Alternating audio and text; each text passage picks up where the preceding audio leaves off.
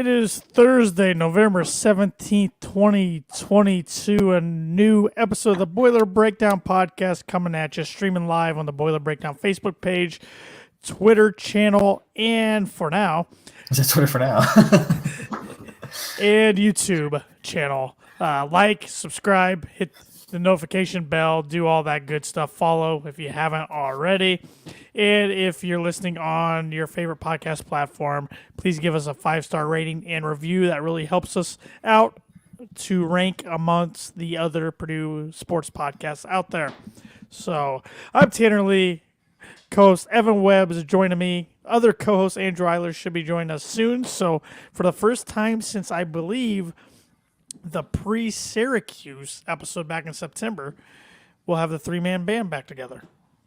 Good to be back. It is good to be back. Kind of took another hiatus last week. We didn't really mean to. It's just one of those weeks we all were really busy. And to be honest, we didn't want to recap the Iowa game. Yeah, surely not much to talk about with that.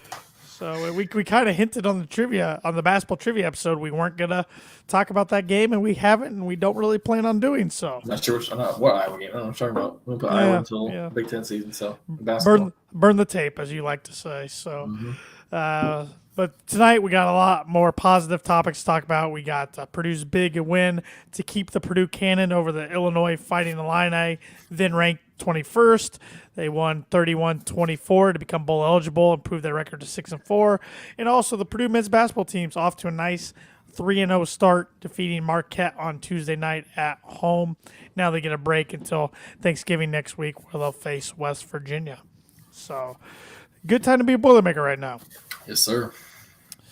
But let's get right into the football game, shall we? We'll cover football first. Like I said, Purdue's victorious over Illinois on the road, 31-24. And just when you want to count Purdue and the Jeff Brom squad out, they reel you right back in. This is what they do. And for whatever reason, I can't figure it out, during the Brom era, during these last 6 years, Purdue typically plays better on the road than they do at home. Yeah, and they started winning a ranked team. We even had a pretty good record against ranked teams in the last year, especially, and this year. And yeah, so that and the fact that it's on the road, it's weird. I don't get it. I don't either. I mean, it's like they play good when their back's up against the wall. I mean, this year they won at Minnesota when Minnesota was ranked 21st. They won at Illinois when Illinois was ranked 21st. They also had a good road win at Maryland. Should have had a road win at Syracuse, but we've covered that ad nauseum. Wisconsin wasn't even close. But yeah, and hopefully they get one more next week against Indiana. So I don't understand it, but I'm not going to complain about it. But that was a good win for Purdue last week. Really good win. Some national analysts are saying, well, Illinois is not as good as we thought they were. They lost to Michigan State and Purdue at home back-to-back weeks. And that defense is still ranked pretty good throughout all the statistical categories. So, yeah, and I guess the one thing you maybe could say is, when you look at who they've played, they haven't really faced like a decent passing attack. Really, probably the team that until, I don't know much I'm just going to say. I'm not sure if they really have a passing attack, but really until us, you could argue probably the best passing attack they've seen was Indiana, because they're past first team and Indiana beat them. They shouldn't have, but they did. Right. So yeah, it's one of those things where obviously they're fantastic against the run. They've got, like I think they have really good defense. That's cornerback. He's really good for a reason, but yeah, I think they just haven't really seen the type of attack that Purdue was able to put up against them. No, that's a good point. The week before when they faced Michigan State, Peyton Thorne did pass on them a little bit, kind of expose them, but their passing attack is not as good and not as threatening as Purdue's with 6-year veteran quarterback Aiden O'Connell, which Aiden started off the game slow, threw a pick early on, probably could have thrown 2 if not 3 in the first half if Illinois didn't drop them or didn't get them called back due to penalties, which penalties were a huge part of the game. Illinois had 121 yards worth of penalties, which really helped Purdue. But when you can tell they're holding and pass interference, you got to take advantage of that. So I thought that was a good adjustment by the coaches. But Aiden got in the groove, especially in the fourth quarter, made some big plays when he really needed, especially on that fourth down conversion. I think it was 4th and 8 or 4th and 9 to TJ Sheffield, if I'm not mistaken. So once again, I mean, he comes up clutch when needed. And Charlie Jones had a pretty good game. Payne Durham had a really good game. Good game. He's really, I think, his draft stock starting to really skyrocket for a tight end there. He was just for 70 yards, 2 touchdowns. Charlie Jones, 4 catches for 66 yards and a touchdown. You mentioned TJ Sheffield. He had 6 for 72. So he had the most yards out of anybody. And then Mockabee had 4 for 26. And that was all of our double-digit receiving. But actually, look at Mockabee. Look at what he did again. Doing what he's done all year is 28 rushes for 109 yards. So, yep. I guess 106 next. He did lose 1, but he lost 3 on 1. But I mean, 3.8 yards a carry. It's not bad. Do you think Mockabee eclipsed 1,000 yards? First Purdue running back to do so since Corey Sheets in 2008, or do you think it's? What does he mean? That's I'm good. I know he has to hit like over 100 the next 2 games, which is definitely doable. I mean, I don't know much about either Northwestern or Indiana's rush defense, but I mean, if he can do it against, Illinois was supposed to have a really good rush defense, and he put up over 100 yards against them. So I feel like he should be able to do that against Northwestern and Indiana. He has 732 rushing yards. Okay. So about what? Is it 730 what? 2. So 268 he thinks what he needs. Mm-hmm. So take 2 pretty good games. Yeah, there's going to be 2 really good games. But I think he can definitely do it. I hope he does it. It'd be really cool. It's a cool story of, he was what on the depth chart to start the year? 3rd on the depth chart, probably, behind Daru, and Downing, maybe even behind Kobe Lewis, maybe. Yeah, might have been 4th.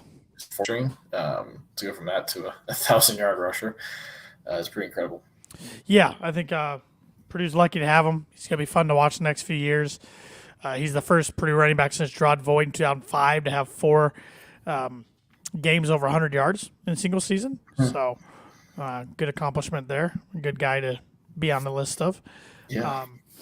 But yeah, Purdue's defense didn't play their best game Saturday, but they played a lot better than they had been the previous 2 outings against Wisconsin and Iowa.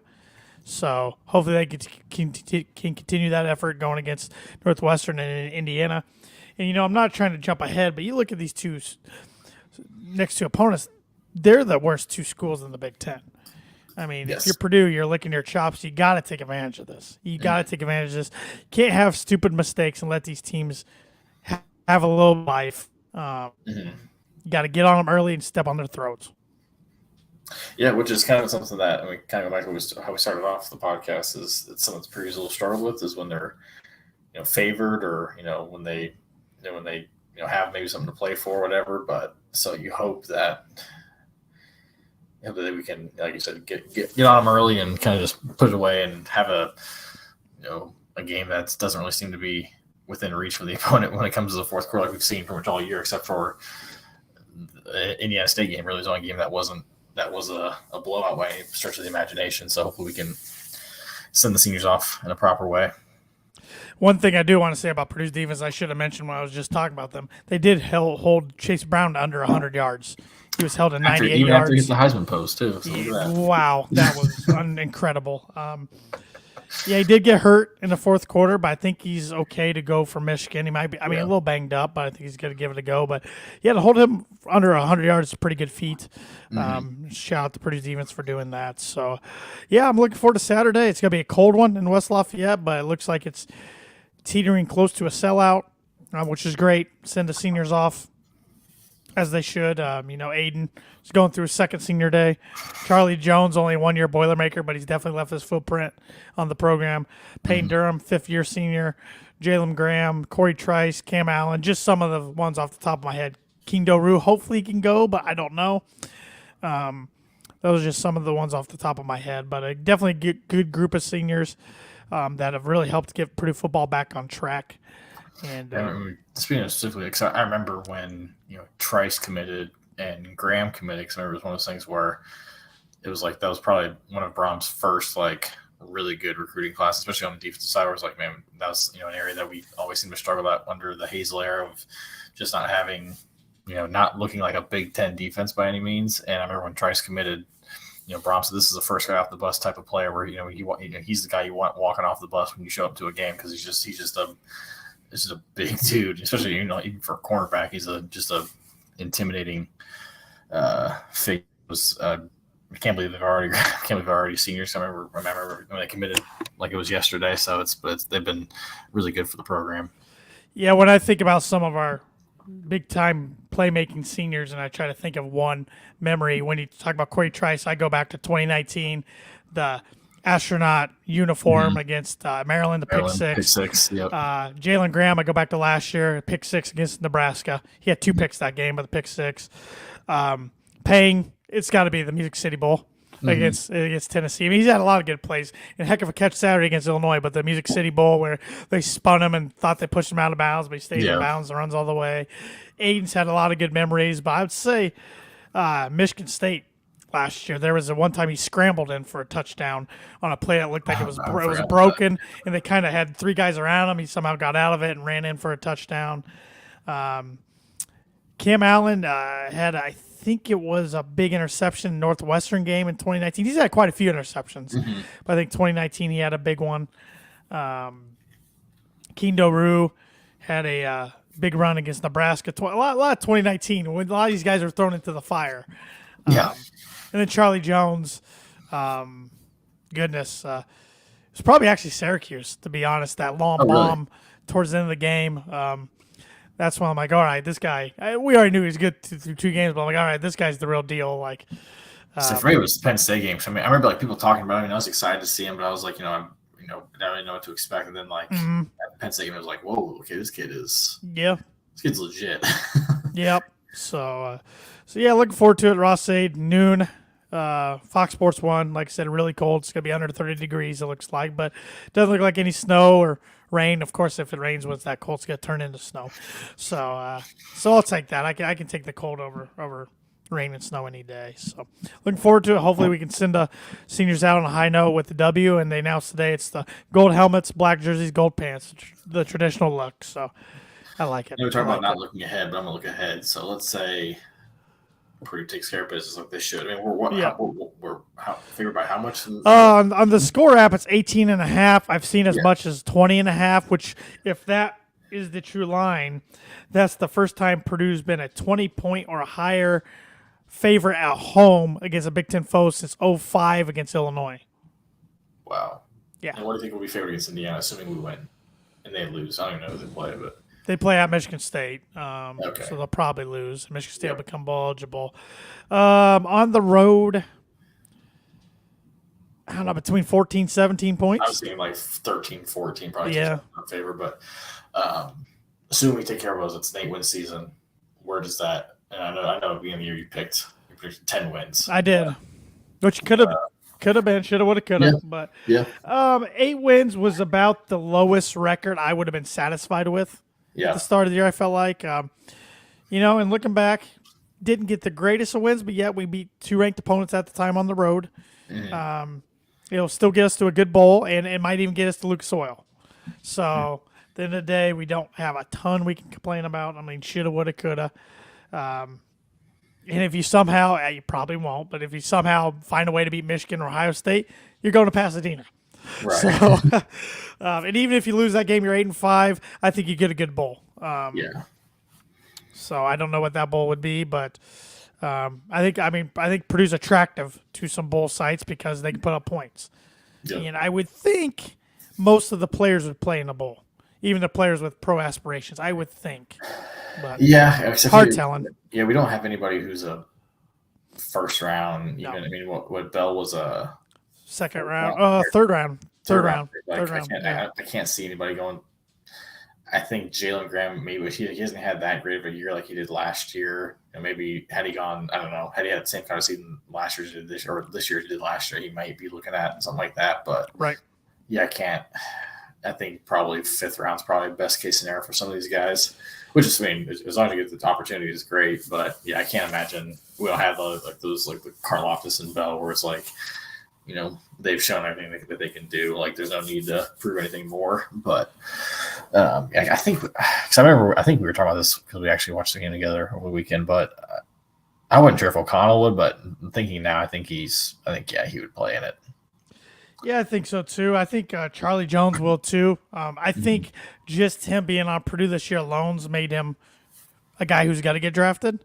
But I think I think if you're in his position and you're, teetering on maybe that last day pick, you probably want to play and just put out even more tape out there. Yep. And it'll be against a decent team, too. Right. It's not going to be against a Florida Atlantic or even a Northwestern. It's going to be against a pretty solid opponent. I see. I did see some bowl projections the other day. I was in a Citrus Bowl, the Cheez-It Citrus Bowl now it's called, against Ole Miss. Oh, the Lane Train. Which would be a heck of a challenge. They're pretty good. Yes, but Tennessee was pretty talented last year, too. So, yeah. We'll see where Purdue ends up. It's just a good feeling knowing with 2 games left, we are going bowling. I mean, that's not our only goal, of course, but it's a good feeling. We've already got there 4th time in the 6 years of the Jeff Brom era. So. Yeah, I mean, especially like when you started the Jeff Brom era, it was like going into that last game against Indiana. It was like, man, if we win, we're going bowling. But now it's just like, okay, we got that out of the way. Like, right. It's kind of like the bare minimum, kind of like with basketball. It's like, making the tournament used to. I remember like as a kid, like if we make the tournament, it was the coolest thing. Now it's like we just make the tournament, that's like the bare minimum, right? Expectation. So yeah, it's kind of like I think 6-7 wins is kind of the bare minimum. Well, obviously, we can talk about next year's schedule at a different time. That might be the goal next year. It's just a bowl game, but we have a lot of time before then to talk about it. Well, and I think it's going to be the craziest offseason of the transfer portal we've seen yet in college football. Really? I just think there's going to be a lot of players. I don't know how many Division I football players there are, but I guess I'm trying to think because obviously last year was I'm sorry to cut you off, but last year we was talking basketball a lot, especially was the portal tied with NIL. Was football like that as much? I feel like we didn't hear it. Maybe I wasn't paying attention as much because obviously Purdue is a bit more active was more affected by the NIL transfer portal on the basketball side. That was well documented, but I don't really remember the football one being all that talked about as much. I don't either. I was listening to anything about it. Yeah, this year may be pretty crazy. Yeah, I was listening to a podcast the other day, and they were saying they thought it was going to be pretty crazy in the transfer portal. So, guess we will see. But yes, Andrew Eiler, our other co-host, is joining us now. He's taking a break from his Green Bay Packer game. So bedtime. Had to put the 6-month-old down. Had to put the little man to sleep. He got to watch the Titans score super easy right after the Butler game, and we're like, all right, that's enough of that. Did Butler win? Yes, they won by like 30.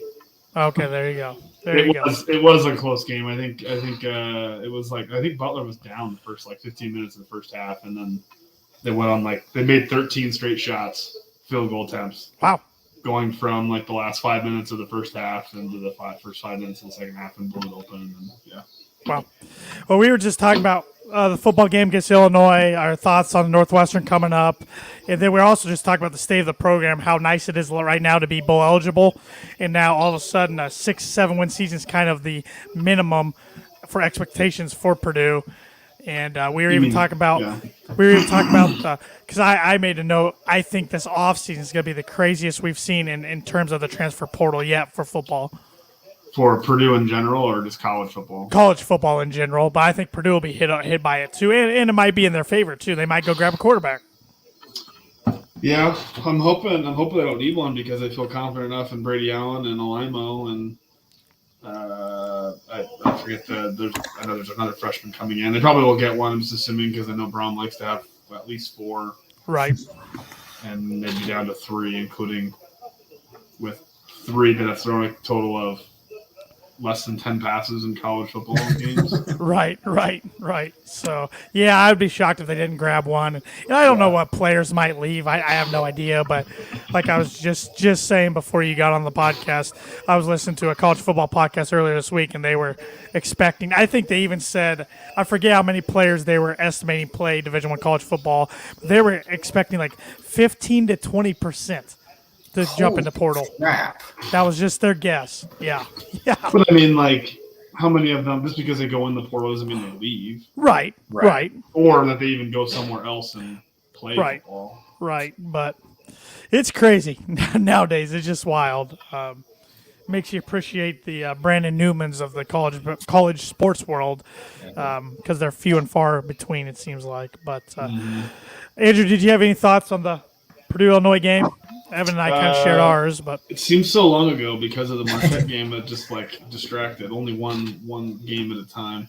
All I can remember is Illinois had a lot of penalties that really helped Purdue in the second half. yes, they did. The game I felt like was about to get out of hand. There's numerous times it had to be broken up, and I'm shocked there weren't ejections or more personal fouls. Well, there was one, and we were all three together playing Top Golf when this game was going on for everybody listening or watching the podcast.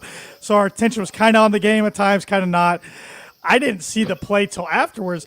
That one day threw Mockabee down like five seconds after he was out of bounds, and they didn't call anything. That could have started a big brawl. It was getting chippy. I mean, they were pushing before the second half even started. Like the teams That never happens with Purdue. No. Teams hate each other. It's just Bielema just has a bunch of thugs. That's all it is. But really, we do laugh about it, but it is Purdue's second biggest football rival. I mean, we laugh about it, and it's really a series Purdue's owned for the most part. They haven't lost in Champaign since 2010. I mean, I know it's not really. We haven't played them in a long time, and if you consider Illinois a bigger rival than Notre Dame, I don't. Yeah. But when you play them every year, see, it's different when you don't play them anymore. You don't think Iowa's encroaching on that just because they clearly hate Purdue a lot, just because they've been burned by David Bell and Mahungu and any other Purdue wide receiver with Jeff Brown from the last 4 years? I would say in the last few years, that's probably good. You can make a good argument, but I do wish they would revamp the Cannon Trophy a little bit, make it a little bigger. I saw someone posted that. It looks like a toy. It does. It's made sturdy. It's a heavy little thing, but it just looks so weird. It's so small compared to most rivalry trophies. But like we said, good win for Purdue. Good road win over a then ranked opponent, and puts them right back in conversation for the West. Got to take care of business against Northwestern, Indiana, and get some help. But got to think Michigan's gonna get Illinois this week. So we got to hope that Minnesota gets Iowa, because if Iowa gets past Minnesota, I think they'll beat Nebraska next week. Yeah, I think so too. Then Ferentz will be laughing. Is Tanner Morgan going to play? I have not read anything since last night when he was up in the air. So I know the over-under for that game's like 32 points. It's like the lowest in the history. I saw that. Yeah, I think unbelievable. I think it opened at lower than that. I think it opened. Which really, at I'm scratching my head why.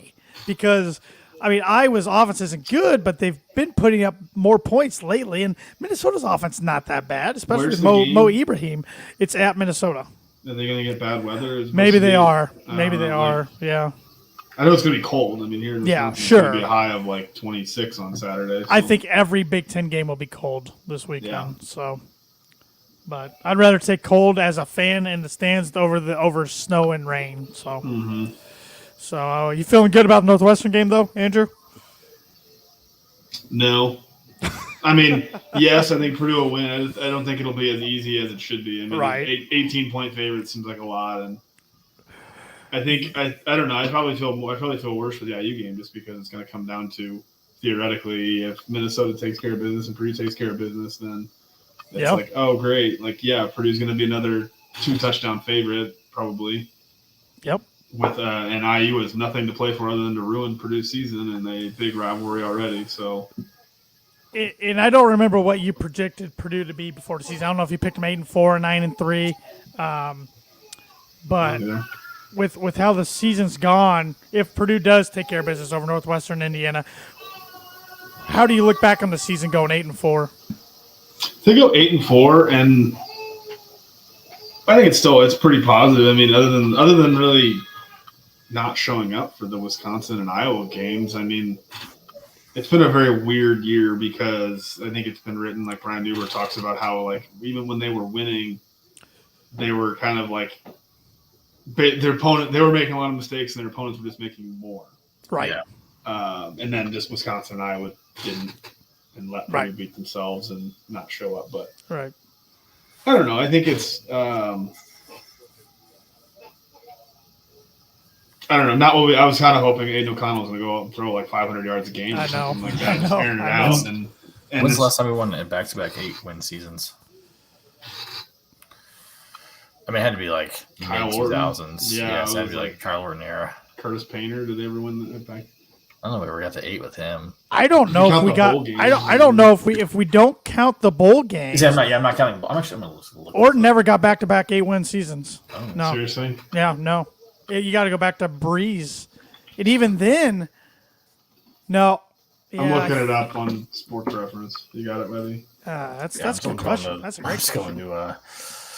Okay, so I mean, honestly, they haven't won 8 games since 2007. They won 8 games in 2006 and 2007. 97, 98, we went 93, 2007. 94.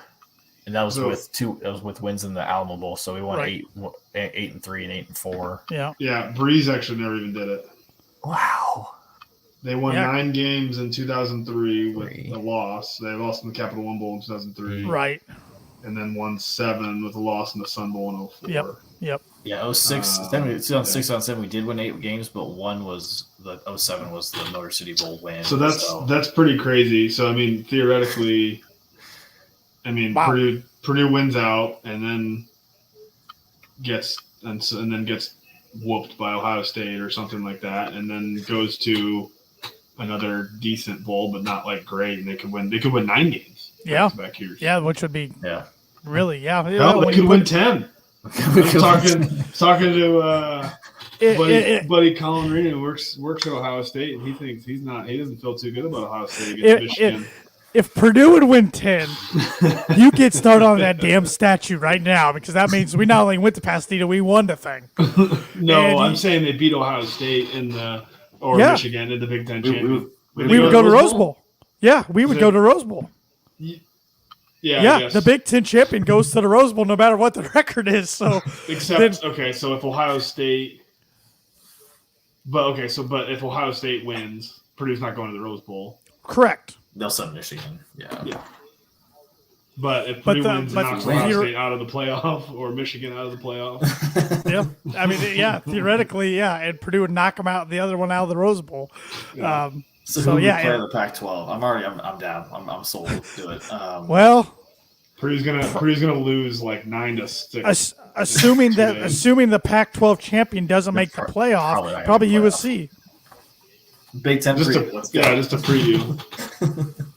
Yeah, I'd probably be more worried about that game than I'd be worried about Ohio State for whatever reason. Not just because we just don't play them, but I think I'd be more confident about Ohio State. Oh, I think if Purdue plays USC, it'd be the Music City Bowl all over again. I feel like I wouldn't even care. I'd be smiling every second. I'd be in the stands, not even paying attention anymore. I would just Purdue's be gonna end up cloud at nine. Purdue's gonna end up in Nashville again. They better not. I mean, nothing against the Motor Music City Bowl, but come on, you can't keep taking Purdue over and over again. What's the one? It's not the Pinch anymore. Is that the Duke's Mayo Bowl? Is that the New York now at Yankee Stadium? No, it's still Pinstripe. Okay, The it's Duke's Pinstripe. Mayo's in Charlotte. Which is I've Yeah, heard it's a nice city. yeah. Their airport's nice. I had a 5-hour layover there one time. Huge. I was really tired of that airport by the time my flight took off. But no, it'll be interesting. Hopefully, Purdue takes care of business this week, and then they can focus on the Old Oaken Bucket next week against Indiana. Looking around the Big Ten, though, for some matchups, I want to pick your guys' brains, see who you think are going to win these games. Wisconsin at Nebraska. I believe Wisconsin's a 12.5-point favorite. I think they cover that. I think, yeah. Nebraska didn't hire a coach yet, right? They didn't hire Mickey Joseph. I know that was speculated. 10.5, excuse me, it's dropped too since I took my notes. No, they have not. Now I'm hearing Matt Rule is the big rumor name. So I've been saying that for a while. Lane Train, I thought Lane Kiffin, I thought. Auburn rumors floating around there. Yeah. I think Wisconsin wins, but Nebraska covers. I think Nebraska or Wisconsin covers. How about Indiana at Michigan State? Michigan State's a 10-point favorite. They I need think this one to go covers. bowling. Yep, I do too. I think they win by about 17.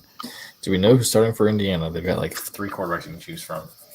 I don't think it matters. No, it does not matter. So they lost their best receiver before last week. I think that team has quit. Yeah. Illinois at Michigan. Michigan 18-point favorite. I think Michigan hammers them. Yeah, I think now that I think they're kind of the wind's taken out of their sails now that they've dropped 2 in a row, and it's pretty much. I mean, out of the Purdue, Iowa, Illinois, they have the least likely chance to make it to Indy. So I think and if Purdue can shut down Chase Brown. I mean, he had 98 yards, but it's 50 yards under his average, and I think Michigan can definitely. Yeah, I think Michigan covers that. Yeah, I think they do too. I think, some people could say, Michigan could be overlooking them for Ohio State. I think Michigan and Ohio State are both so focused right now, it doesn't matter who they play this week. Both of their goals are to get to the playoff, and there's only one way to do that, and that's to win every game. So, speaking of Ohio State, they're 27.5-point favorites on the road at Maryland. That seems like a lot. It does. Seems like a lot. Is talking about Lowe's not back, is he? I believe he is. Is he? I just don't think it's mattered lately. No. I think Ohio State. I don't think they cover that. I think they win by like 20. I agree. I agree with that. I think they win by a lot. Like 24, not 27. Yeah. I didn't realize this team's ranked as highly as they are now. Number 11, Penn State, 19-point favorites at Rutgers. Just beating up on the West. Yes. That's why they're up there. I think they cover that. I do too. Rutgers bad. And the big one for Purdue, Iowa at Minnesota. Minnesota's a 2.5-point favorite. Row that boat. I just puked in my mouth, but I agree. I know. I'm trying to find if there's anything on Morgan, like if Tanner Morgan, if he practiced. I searched his name on Twitter. Nothing came up that was noteworthy. That was recent, anyways. 32 over under 32 and a half. I think it's got to go over, doesn't it? I don't know. I'll take the over. Hammer the over. I'll call it right now. Iowa scored 24 against Wisconsin last week, didn't they? I know. I don't understand. I don't get it. A hot streak. Yeah. Yeah, I think it's got to go over. I don't know. I don't feel good for Purdue that Minnesota is going to beat Iowa, but I know. Yeah. I think I want to pick Iowa. Well, hopefully we're still focused on that game come that game time, because that means we beat Northwestern earlier in the day. So, Purdue, Northwestern, your predictions and your player of the game. I think Purdue wins, we'll say, 34-10. I think Purdue has a good game. I think Aiden O'Connell goes crazy, and Payne Durham has 2 touchdowns. Love it. Love it. Similar, I was going to say 35-17. Actually, no. I just had to cover that in count. I was going to say 42-17. Ooh, 42. Aiden does what Andrew wanted. He throws like 500 yards, just the lights goes out hot. And Mockaby still gets over 100 yards, so we can get closer to that 1,000-yard mark. I was really close to Andrew's prediction. 34-13 is my prediction. Yeah, I like both those, O'Connell and Mockaby. I could throw Charlie Jones in there, Payne Durham. Let's pick somebody on defense, though. Let's go Jalen Graham. Jalen Graham has two interceptions. 2 interceptions. One for a pick six. Yep, I like it. So, all right. Well, we'll turn our attention to basketball, but before we do that, let's talk about one of the sponsors of the Boiler Breakdown podcast, which is Mad Mushroom. Mad Mushroom's been the heart and soul of West Lafayette since the early 1990s, and they're the home of the original cheese stick. But when we stop, we like to have an ice-cold beer while trying their pizza of the month, which for November is Todd's Honey Sriracha Chicken Pizza. It's their house-made honey sriracha sauce, chicken, pineapples, mozzarella cheese, and finished with a chive garnish, starting at the low price of $14. So if you're not sure what to do for the ball game on Saturday, just order 2 of those bad boys for $28. It puts your total over $20. Start with some cheese sticks, of course. Yeah. Then get yourself Start soup. and end with it's a cheesesteak sandwich. You start with cheese sticks, you have your pizza, and with cheese sticks. Whatever you got to do to get your order over dessert $20, then we can help Make you. that a pizza of the month, Matt. Let's go. Let's get some collaboration here. I want a cheesesteak pizza. Oh, yes. Sandwich. Yes, Mad Mush. Let's do it. Let's do it. If not in December, let's do it in January. Kick off the 2023 right. But if you order over $20, you can save $5 off any order over $20 using the promo code BREAK5. That's all caps BREAK5 online. Or if you go in person, just tell them the Boiler Breakdown sent you. They'll be happy to take that $5 off your order over $20. That's Mad Mushroom. Feed your head. And we thank them for being a sponsor yet again this year of the Boiler Breakdown podcast. Awesome partners. Yes, they are indeed. Boilermaker basketball, 3-0 start. Just like we all thought. Yeah, I think so. I mean, they've looked a little, at least, I don't know. The guards have been a lot better than I was expecting. Yep. How was the environment the other night in Mackey, Evan? Since you were there, Andrew and I were watching on TV. Yeah. I thought it was pretty good, and I know you kind of had a comment about it seemed quiet. I actually saw some people on the boards saying the same thing about hey, it sounded pretty dead in there, and a couple people who were chiming in kind of had the same thing. It was as I said, it was pretty good. I mean, obviously there was I think it was section 113, which is right to the left of the student section that's above the tunnel. That area never really filled up. It was like, it wasn't like it was completely empty, but it was it was very noticeable that there were some seats empty. But I thought, obviously there were some stretches where it was a little dead just because of how Purdue was playing. We weren't really giving people a whole lot to cheer about. But when we got on some runs, it got, it was pretty peak Mackey where it was getting, pretty loud, and it was a lot of fun to be back. Could you tell a difference with the court in person? I mean, I kind of noticed just because I looked for it, but it did seem a little brighter in there. I mean, I was absolutely in love with the uniforms, the black uniforms. I mean, I didn't get a chance to go to the first two games, so I haven't seen the white unis in person, but the black ones were just so sharp. Yeah, Purdue took care of business the first two games, Milwaukee and Austin Peay, like they should. And Zach Edey had a really good second game. First game, he was effective on the boards and with shot blocking, maybe not so much points. Yeah, he didn't finish super well against Milwaukee, but didn't really need him. But Austin Peay was dominant. The other night, he was a monster in the second half. Aggressive. And I just like what I see on the defensive end out of him. If he can alter shots and block a couple shots per game, I mean, he can get right there on the all-defensive team for the Big Ten. I mean, he's averaging 3 blocks, and he's moving. He's moving really well. Yeah, he is. Maybe he didn't have that opportunity. I just don't remember it, or he's just that much quicker. I mean, I always knew he was pretty athletic, especially very athletic for a 7'4", 300-pound man. But, he moves pretty well. Well, he is a former hockey player. Wait, if you didn't know, yeah.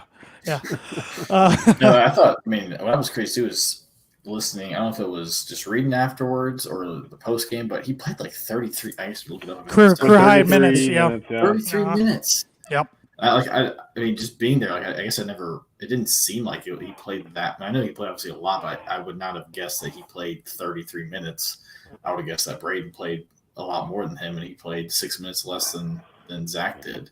And I'm trying to think because, I mean, even in the second half when Purdue kind of went on, and so, I mean, Edey went on fire, but I think at like the 10 to 5 minute mark, Purdue went small without Edey with first flipped the game. And that flipped the game. And then they even had Morton, I think, play the 4 with first at the 5, I think, even for a time, and that was what was when Purdue turned it up on defense and rebounding and offense moved. And, I thought that was a great in-game adjustment by Matt Painter. I thought that was fantastic. I honestly was at the time I'm like, what the hell are we doing?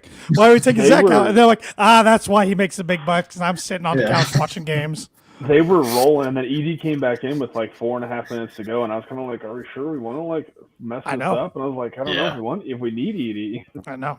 Well, there was a point which I mean I was a little confused by this too, and as people on boards were. Well, there was a really quick stretch where towards the end where First played really well. He had that block shot, he had that dunk, they about ripped the damn rim off. And then he took him out for Waddell, who had not played very well. And like the crowd was not very happy. Like people in my section were not very happy with that. But I mean, Waddell played a lot more. I know I've said this. I couldn't believe he finished the game. Like he was in crunch time. I mean, maybe to make free throws and not going to turn the ball over. I think Matt loves his length. Obviously, I think he makes smart plays. His shot looked not good. Obviously, he doesn't have good form. He doesn't have good form. I mean, for his dad being a former college basketball player, his shot is weird because as soon as he shot it, I was like, if that goes in, that's going to surprise me. I think he airballed or he bricked it, didn't he? Like it barely hit rim. It nicked first had an airball through this. He lifted his hand. I was like, that is going to be nowhere close to the rim. But I don't know where I was going with this, but yeah, I mean, Waddell, like he played well. I mean, towards the end, like I think he's long, but I was expecting him to play Morton freshman year minutes, like where Morton, when he got sick with mono and essentially just never could get a footing in the rotation, with Waddell coming off the knee injury, and it sounded like his journey back to being 100% wasn't as smooth as they've been hoping. I was like, he's not going to play at all this year, sort of thing. Like he's going to be riding the bench with the redshirt guys, but he's played a lot more than I anticipated. Well, he still only played 10 minutes. Right, but I guess he played. Right. He played the last game. Four of those minutes came the last 4 minutes of the game. Yeah, I think Matt trusts his defense.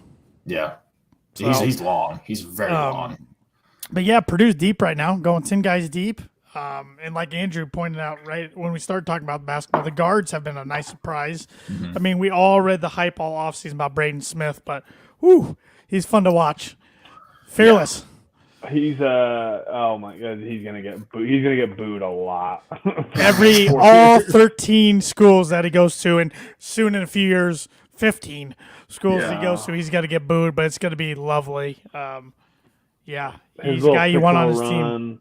His little 6-0 run that like kept Purdue. Was that when they flipped it and Purdue took the lead, or was that when he was matching Joplin or somebody who hit like 3 threes in a row? Joplin. I don't think it was Cam Jones. Now, you guys might be. I didn't really pay attention. Did Joplin play the first half? Did have 0 points though. So he played the first half. He played 21 minutes total in the game, so he had to have played at least something in the first half. I was talking to somebody after the game, and like, did he like not play in the first half? Like, was it disciplinary? And I was like, because he came in, I was like, I looked up and I was like, see, he like 2 threes, and I was like, look up, I was like, that's his first 6 points, and they're both threes, and also he had like 20. I was like, he hit 5 of 7 from 3. He could not miss. No. It was Jones the first half, which he was pretty good. It kind of, I think Andrew, you were texting us like he hadn't hit like 30% in his first couple games. Of course so, not. Thankfully, yeah, of course.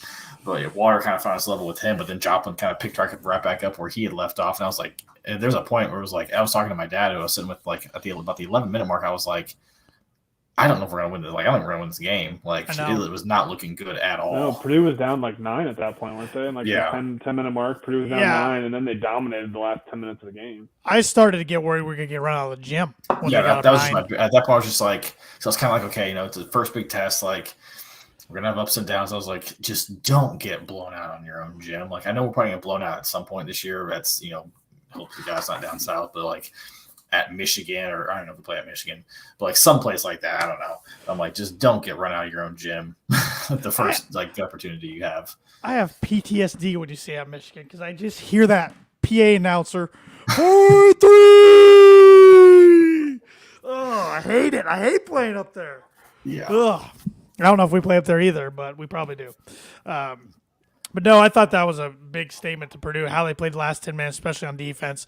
Got crucial stops. Felt like Marquette went about 5 minutes without a bucket down there late. Yeah, they did. And there were a couple of times where Purdue was kicking the ball around and Marquette got 3 or 4 shots because Purdue kept getting loose balls. Couldn't get the rebound. Yep.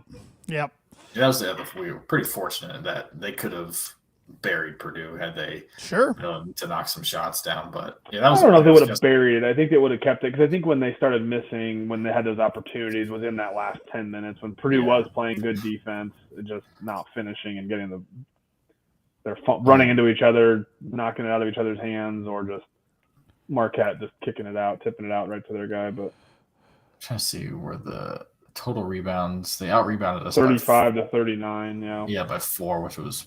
That's closer than I thought it was. 15. They had 15 offensive rebounds. Yeah. Yeah. And I heard this after the game too with the crazy. So they had 50 offensive rebounds, but only 6 second chance points. We had 8 second chance points.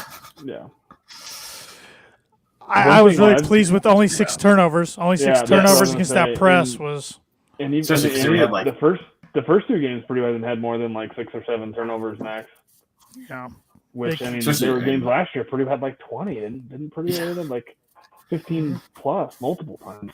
Yeah, Braden had a couple right at the very beginning. And that was bad. That was like, oh god! Yeah. And then he's kind of settled in. But yeah, some of those should kind of go back to Braden. We were talking about like some of his shots. Like they had that circus shot that I think they pretty the first one. Yeah, the first one of the 6-0 run. Yeah. Yeah, they posted a picture of him like when he went up and like the guys like going to block it and you can see the shot and it's like the captions this shot went in and like look at the picture like there's no way this guy's sending it back into Braden's throat and it went in but just enough backboard off the rim like just enough. Well, Lawyer even hits a few threes sometimes. I'm like, how did he make that? Like he didn't have any space. He had the one where he had no space at all, but then he missed a wide open one. Yeah. Actually, someone I was really impressed with was Jenkins. Jenkins was awesome. He was great. He was great. I think he was huge, and I think he was excited. He's a perfect like guard off the bench. I don't see him starting, but I mean he could if Lawyer ever struggles. I mean I could see him sliding in, and I think they even asked Smith about it because they played together in that when Purdue went small. I think they had Smith and Jenkins out there for a big stretch, and they went really offense looked really good, and I was like, I could see him starting, but I think they need Lawyer out there spacing, right? And a little bigger, but still would like to see the guys make the free throws at the end of the game. Yeah. That was Lawyer. Yeah, what the heck? I was like, long on all 3 of them. He was 1 for 4, and he went long on all 3 of his misses. Well, and then the one he made was after a lane violation, wasn't it, or something, or wasn't they already had 2? I don't remember. Was it the end? I don't remember that. Well, maybe on TV it looked like a lane violation. I don't know what they didn't say, but maybe he had 2 and he missed the first, and everybody went like he rebounded like it was a 1-and-1. Oh, it was 2. It was their 10th. I know what you're talking about. It was their 10th foul, and no one. They didn't. I don't even know if they announced it was 2 shots, but like I mean, I saw the referee say 2 shots, but like as soon as they clanged off, like because even my dad was like, "Wait, what happened there?" And I was like, "It's the 10th foul." I couldn't. I didn't know if it was 2 or if it was a lane violation that gave him another one or not. What I really liked though was at the end because I was getting a little nervous there because they got down to 3 and I was like, "Are you freaking kidding me with this?" But then Morton got fouled. And I was a little nervous. I was like, I mean, he hasn't shoots free throws. Never shoots free throws. But he got fouled. He kind of looked at the guys. He was just like, "We're good." Got this. And I was like, okay. And he did, and he held it. Like he knew he's like, I want to be. He could have passed. He's like, I'm waiting to get fouled. Yeah. So that was really good to see because I mean, obviously he's starting, but we haven't really seen. I mean, he had obviously hardly played his freshman year. It had a pretty limited role last year. Kind of came on more late, especially like in that Texas game. But it was good to see somebody like that. Just kind of, I mean, he's a junior now, so he's an older or upperclassman. But yeah, it was nice to see him just kind of. Like, you can't tell guys are getting a little anxious, but he just kind of calmed it down. Once he hit those, it's like, all right, this is a game. So that's the great thing about having a 10-guy bench. We might see it shorten eventually to a 9-man rotation or maybe an 8-man rotation. But the good thing about having a deep bench, when guys struggle, a la Mason Gillis kind of the other night, or even Brendan Newman to a certain extent with at least the turnovers a little bit, you have guys come in and pick up right where they left off. So, Yeah, so I was happy with Newman too, man. He had 2 turnovers, which weren't great, but I love his really last year he didn't play a whole lot, but like his freshman year he was kind of just more of a spot up shooter. But I'm loving what we're seeing with his like pull up game and being able to have people bite on that shot fake because they know he can shoot and then he can go right around him and for a nice 12-15 footer and cash it every time. Yep, he does go shot hunting a little bit, which makes me a little concerned at times, but. Maybe Painter's gave him the green light and shooters keep shooting. I mean, you need someone to be aggressive because they don't really have. I mean, there's definitely times with those starters out there with Smith, Lawyer, Morton where it's like too many passes. Not that you would keep passing up for good shots, but like that was a good shot. Like, oh, you could have taken that. Like, and then you end up throwing it away because he passed the ball 18 times. Yeah. Or you pass it for too long, then it's like crap. We have 3 seconds. Like we're still 2 feet behind the 3-point line. No one's tried to drive because we don't have anybody can drive. They just keep swinging around and But Good win for the Boilers. I mean, I think it'll be interesting to keep track of Marquette's season as they go. I know Andrew will, being a Big East foe of Butler there. But I think they'll have a decent season. They look pretty athletic. They look they're long and athletic. I was not a big fan of Shaka, but then his press conference after, he was pretty very very complimentary and positive on Painter and Smith and First and Edey. I was like, okay, he's okay. It's still weird for me to see him with hair. I guess so used to him being bald so many years, and then he lets his hair grow. And Andrew, I think you commented in our text chain, but I couldn't see from my angle. I can't see his list. Was he on the court a whole lot? Oh yeah, like he was like 5 feet on the court when, like I think it was in the second half. So I think even his he could have touched like his own guard, and like Purdue was there, and like the ref was in between them at one point, and like they're gonna run into each other. Like there was, and I think the ref kept like pushing him back a little bit, but never said anything. It was just kind of like waving his arm, and I was like, this is nuts. Like he's just warming it up for Izzo when Izzo comes to town later next year. So yeah, but it was nice to see Matt finally cut the head off the snake there. He did with Chris Beard last year, now with Shaka. So who's next? I don't know. I can't think of a coach off the top of my head that has beaten Matt multiple times without Matt getting him at least once. But we do have a good friend of Matt's coming up next. The Boilers have a week off, and then 10 o'clock p.m. Eastern time against West Virginia, and Bob Huggins, Huggy Bear, one of Matt's closest friends. That's next Thursday night on Thanksgiving. That's going to be a tough one. West Virginia's awake for that point. West Virginia, you're right. Take your Thanksgiving naps early. West Virginia is the king of press, and who was that kid? I can't think of who it is off the top of my head. Toussaint, the guard from Iowa that transferred there, can't even crack their starting lineup. Wow. So, yeah. Let's see, who have they played? So West Virginia has played Mount St. Mary's, beat them by 18. They beat Pitt, Pitt just sounds awful. Yeah, Capel needs fired. He's terrible. Yeah, they beat them by 25. They beat Morehead State by 18. Morehead State also lost to Indiana by about 40 the first game of the year. I think Morehead State's like predicted to win their conference. And then they play Penn on tomorrow, Friday, and then they obviously play Purdue out in Portland. Yep, it's gonna be a big test for Purdue. And if they get past that one, then they'll most likely face Gonzaga, who got their butts handed to them last night by Texas. Did you watch the game at all? I did not. Yeah, I was watching that game. Texas just took it to them. It's weird. It can happen early on in college basketball. It's strange, but they said that was Gonzaga's first true road non-conference game since 2019, because they always play like in Vegas or wherever these weird games. But nobody wants to play home and home with them. Nobody wants to play them out there. So no, kennel. Yep. But even if Purdue happens to lose to West Virginia, they'll play Portland State most likely, which I don't know anything about Portland State, but it'll be a home game for them. Yep. And then they could potentially get Duke down the road, or Florida and Xavier. So you're looking at some good opponents. It's going to be a good challenge for this young Purdue team. And then like in kind of a tournament setting, especially like a Big Ten tournament setting, where you're playing games back-to-back days. So I'd love to see Purdue play Gonzaga. Me too. I know. Just to see. Yep. Yeah. That's good experience. Good experience for the young team to see, okay, this is. Love to see Edey versus Timmy. Actually, I'd like to see like first Timmy. It'd be first, yeah. Yeah, Timmy can move. Yeah. Kaufman Wren even against them a little bit. So, yep, it'll be a good test. It'll be a good measuring stick, and then Purdue will go down to Tallahassee for the AC Big Ten Challenge against a 0-3 Florida State team. But that still scares me because they're due. They're due to wake up. And I think they've been without some guys too.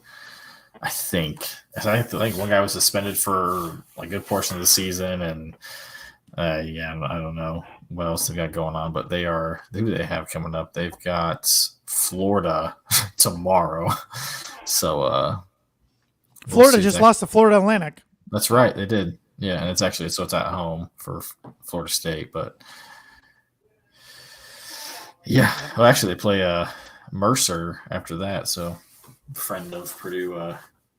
Bunch of Purdue guys down there. Yeah. Greg Gary, Ryan Smith, DJ Bird. Mm-hmm. It's kind of Purdue South down there. So, yeah, fun. I'm glad basketball's back. This is where it gets fun. You get the bigger matchups, a little crossover with football. It's a fun time to be a college sports fan. Good time to be a Boilermaker, as we said earlier. So, speaking of a good time to be a Boilermaker, I see the shop just keeps bringing out more and more Purdue stuff. I love it. I miss my read, but yeah, the shop's been, I'm just gonna, the top of my head, been bringing shirts. Obviously awesome Indiana apparel since 2011. They started in the garage and worked their way all the way up to not only an online presence but two brick and mortar shops. So if you're ever in the Indy area, stop in. They've got one in Carmel, and they've got one in Broad Ripple. But the most important thing is if you go online at theshopindy.com, use promo code Breakdown, you get 25% off. I'm wearing one of the new. You get in camera here. It's one of the new basketball shirts they came out with. Bought it with the code. It's pretty great. They had a nice little sale going on last week, so take advantage of it. Good people, great shirts, very comfortable. All things Indiana, whether it's universities or just state parks, Pacers. Pacers looking not too bad. You got Benek Mathurin. It's one of the best. I saw that rookie power ranking, and he was above Jaden Ivey, which I took much offense to, but I get it. He's a good player. But they got Colts, Pacers. It's the shopindy.com. Breakdown 25% off. Yep. Take advantage of it, people. Comfortable shirts. Can't tell you how comfortable they are. So, any final thoughts tonight as we wrap this episode up? I mean, I didn't expect this, but as soon as basketball turned on, because we kind of talked about it already, I didn't have a whole lot of expectation for basketball this year. And so usually I was like, okay, I'll be able to pay attention to football a lot more. But as soon as basketball started, I was like, I feel like, and then part of it too is probably the loss to Iowa and Wisconsin. It kind of took the wind out of my sails, but I couldn't believe how much quicker. I'm just like, oh yeah, we still have football left to play. But yeah, I'm sad I can't go to the game this weekend, and this being at the last one of the season. But hopefully, it's a good turnout for seniors. Yeah, I was kind of like you going into the Illinois game. I kind of felt like, I've already just. This team's crushed me. Like they broke me already, but then they beat Illinois, and I'm right back in it. And they got a chance at the West. I'm like, all right, let's finish this thing off and have some fun down the stretch and send the seniors out in the right way. But would your tone be changed if Purdue was like controlled their own destiny? Oh yeah, 100%. Yeah. Well, even like if Minnesota wins, then like the next Saturday is going to be like. I'm going to want to throw up. I know. I think it would just be different if Purdue was in either of the Wisconsin or Iowa game. Like, okay, the Wisconsin game, they played horrible and they got whooped right from the start. But Iowa, like, they never were in it. And had that game been much closer and Purdue looked a little better, it'd probably still be different because it seemed like Purdue – really, I mean, it's almost like they could luck into the West. Really, I mean, like right. They beating Minnesota, Iowa, Illinois, and Nebraska, and then just getting clearly outclassed by Wisconsin, Iowa. I don't know if you guys feel like this, but I feel like college football seasons usually go by quick, but I feel like this year's just really flown by. Just stupid. Yeah, I remember last year. Like, obviously, the anticipation for the basketball season was at an all-time high, but I felt like it couldn't get here fast enough. Like, I mean, we were having a good football season, too, so it was fun to enjoy that ride. But I feel like this year I was like, I can wait for basketball, as much as I love it. But, I have no problem waiting. It's football. We're going to be decent, and I want to enjoy it. And I also know just like, nope, it's here. So it's like, it's the complete opposite of what it was last year. Crazy. I felt like the non-conference, like Syracuse, Florida Atlantic, was just like last week. And here we are and then getting in the middle of November, 2 regular season weeks left. So, but hopefully Purdue has 4 football games remaining. That's what we're hoping. So, with that said, let's get it on the right track, boiler up, hammer down, and beat the Wildcats. Boiler up.